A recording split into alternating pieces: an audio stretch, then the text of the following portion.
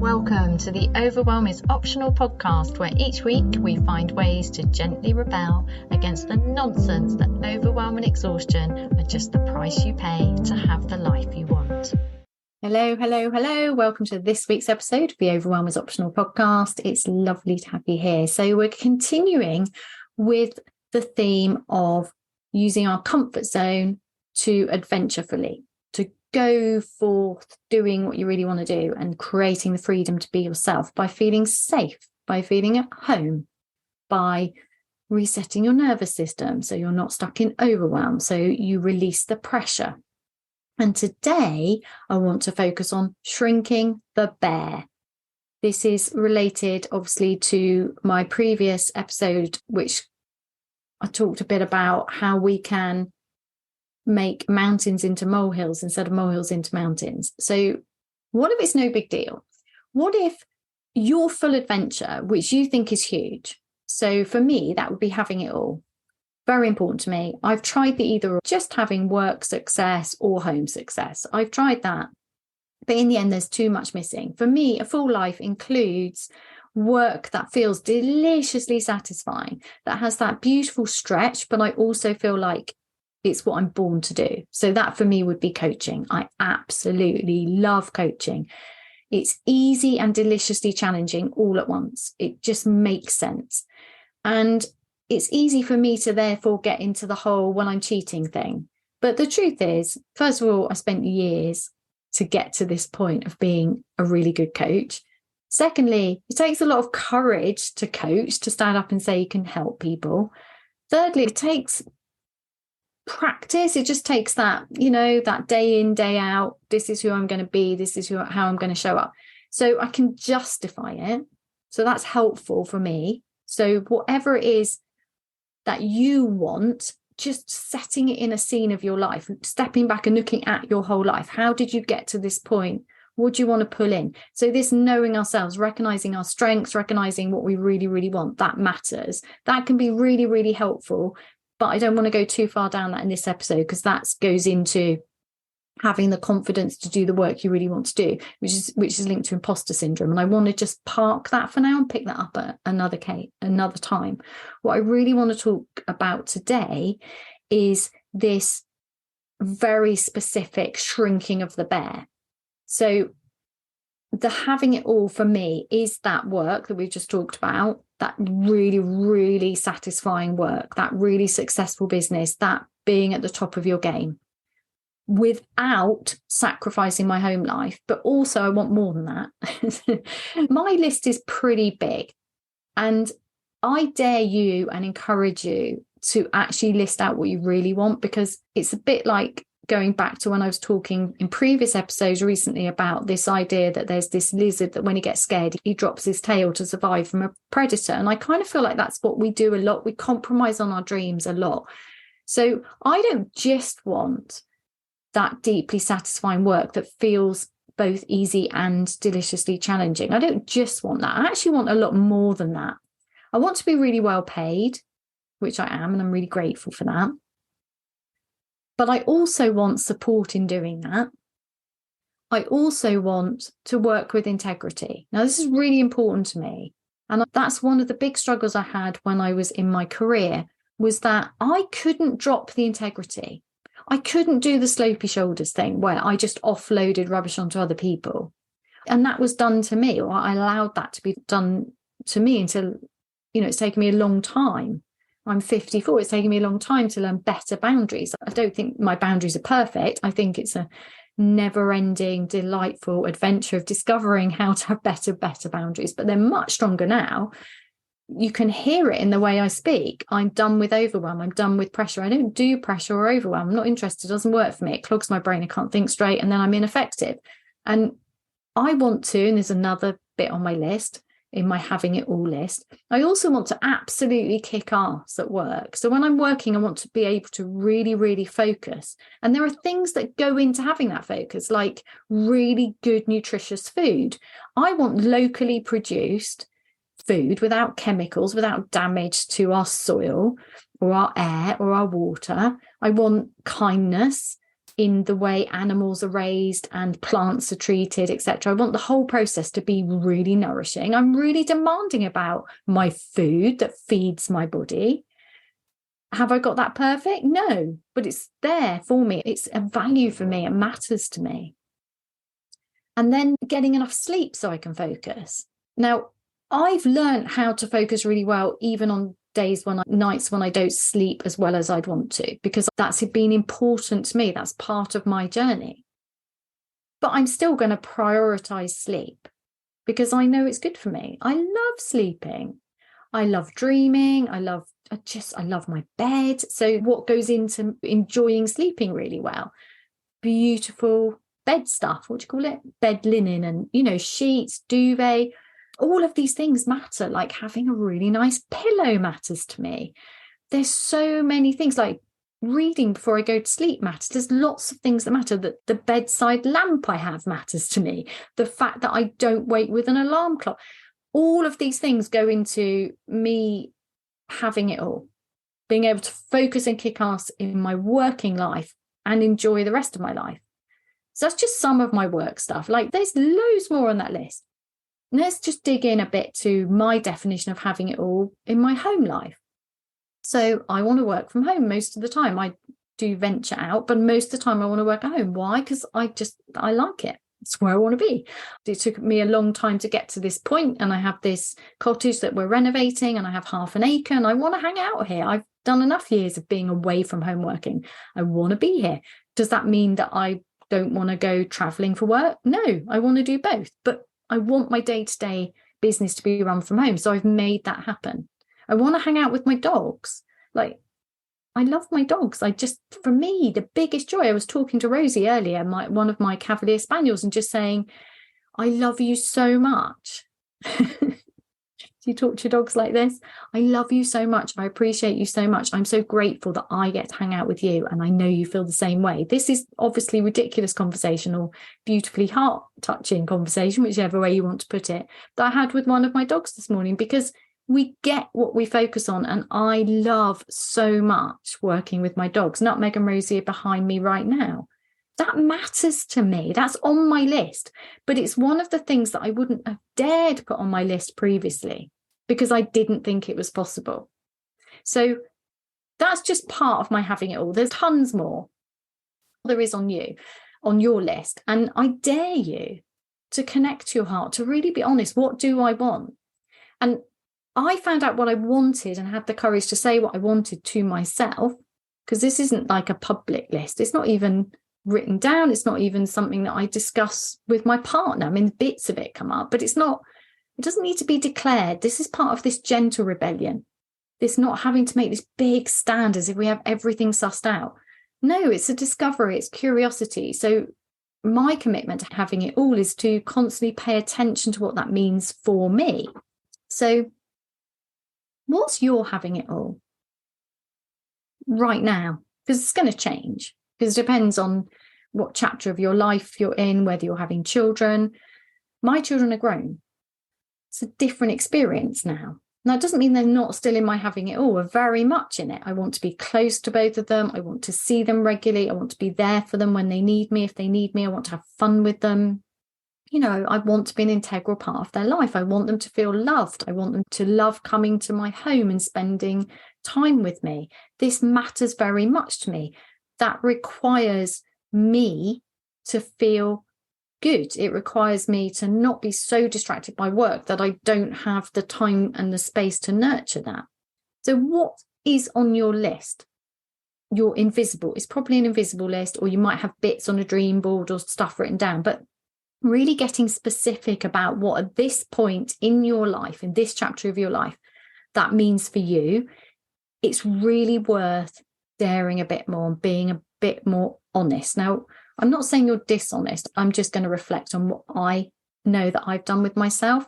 It's very, very easy in a world where we're encouraged to set goals, so really tough goals, to just actually not admit that a lot of what we want is a lot simpler than that. It's the kind of stuff like that conversation I had that I've just told you about with my dog that sounds silly or is empoweringly heart-filling, depending on how you look at it. That's really important to me. And when I'm working with clients, and I work with the most amazing people, I am honoured and touched by the people who choose to work with me. I just find them remarkable human beings. Now, that was on my list. I choose to work with lovely people. I choose to work with remarkable people. And that's who I work with. But I'm still honoured and touched hugely by that. Now, these people do some amazing things. And if I said to you that one thing all of them probably have in common is that they want to have that feeling, not actual thing necessarily, but that feeling of being wrapped in a warm, soft blanket. I have that. So I want to kick ass at work, but I still want to feel at home in myself. I want that feeling of being wrapped in a warm, soft blanket. That just, thank God I don't have to try harder to be better, to be accepted. That feeling at ease. To me, that soft, that wrapping ourselves in that blanket is that feeling at home in ourselves. And from that place, we can kick ass. Of course we can, because our nervous system is at ease. And then we can think straight and we have more energy because we're not holding all this tension in our body. And also because we feel strong and stable.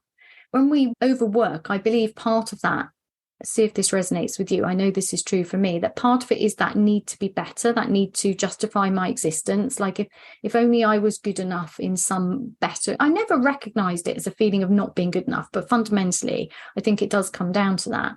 But that need to be better in some way so that I can have what I want. Because I understand that what I want feels like a lot. I have huge business goals. And I also just want to be wrapped in a blanket on the settee with my dog. Like, that sounds contradictory, but it's not. It's just who I am. So this process of identifying what having it all means to you is worth playing with in a very gentle way. So gently and firmly, maybe doing some messy journaling or some mind journaling. Just, what is it? Just picking it up and going, oh yeah, actually, do you really want that? That's right. Can I have both? I thought I had to be really tough at work if I was to kick ass. It feels contradictory to be able to be well respected in your work and to be soft and kind and lovely and gentle. It seems contradictory. So I think our minds tend to like things very black and white. So it's just like, no, you can't both. You're going to have to toughen up. And I did that for years. And it was, quite frankly, utterly exhausting. I lost part of myself. And that's not what I want. And I don't believe it's necessary anymore. In fact, I know it's not, because it's not how I do things anymore. So what if we decide that this huge thing, this living your full adventure, whatever that means to you, this having it all, without compromise, without compromising your integrity, your ability to be soft and gentle and fun. What if it was no big deal? What if it was no big deal? What if, of course, it's possible? What if the opposite to what we think is true?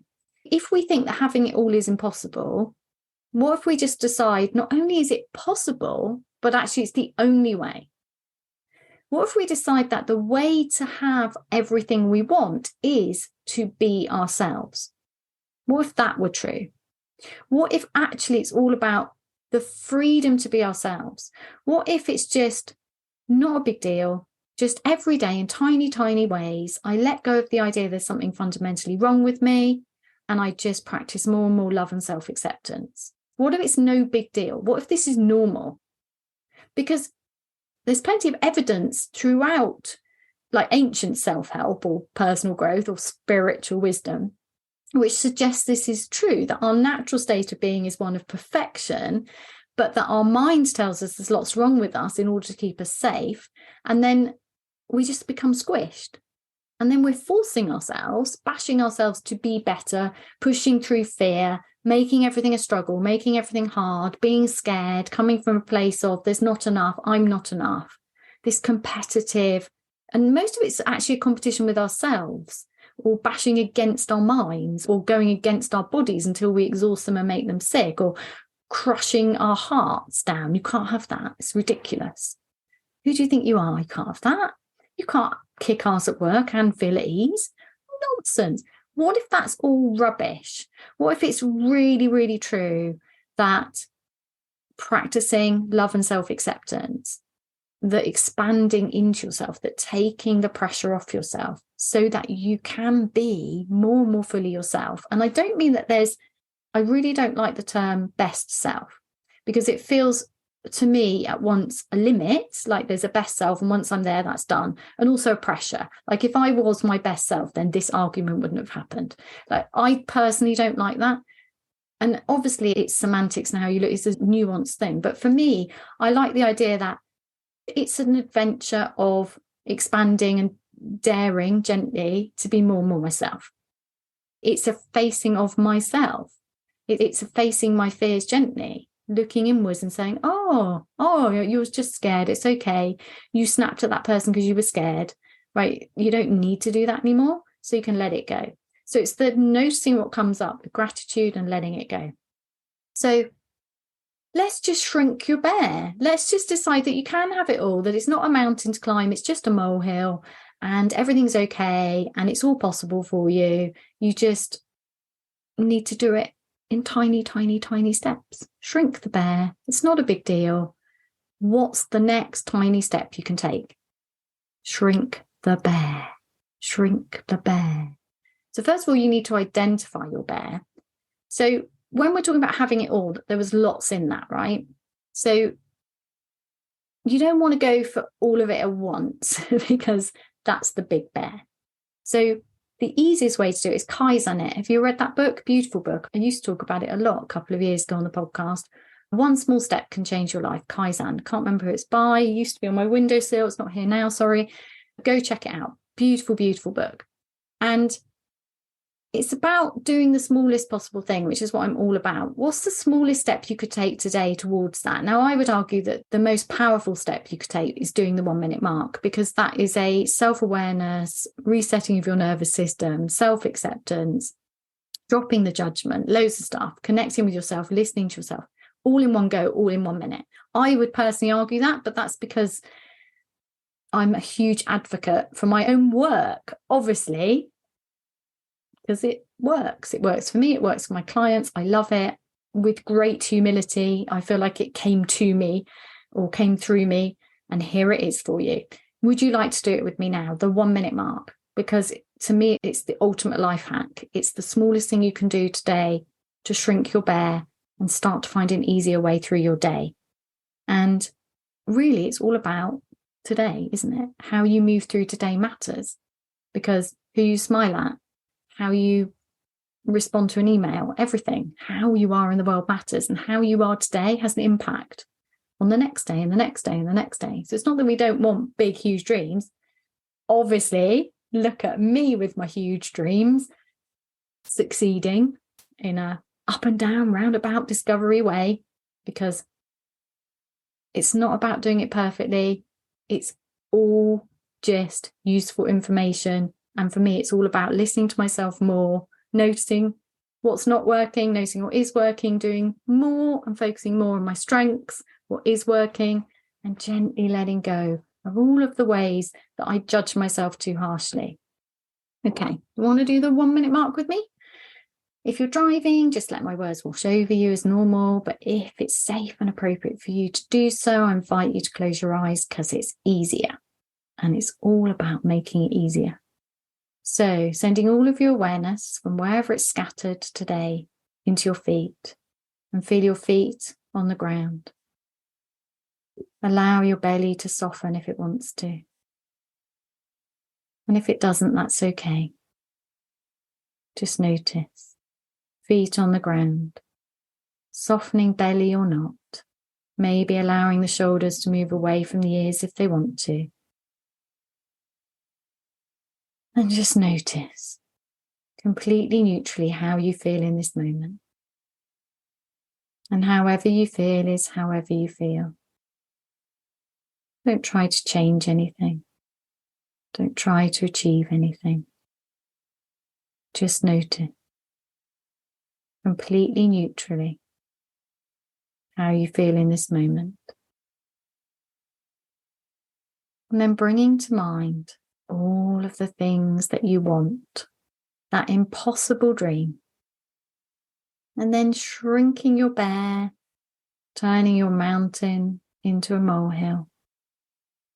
Imagine that it is possible.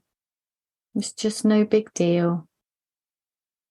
Of course you can have it. It's your adventure. Of course you can have it. It's no big deal. And just watching the mountain shrink, imagining your mountain as a little tiny molehill. It's all possible for you. It's all waiting for you. And notice what comes up for you. Noticing your mind, whether it gets chattery or not. Notice anywhere that your attention is drawn to in your body or not. Everything is possible for you. Just shrink it.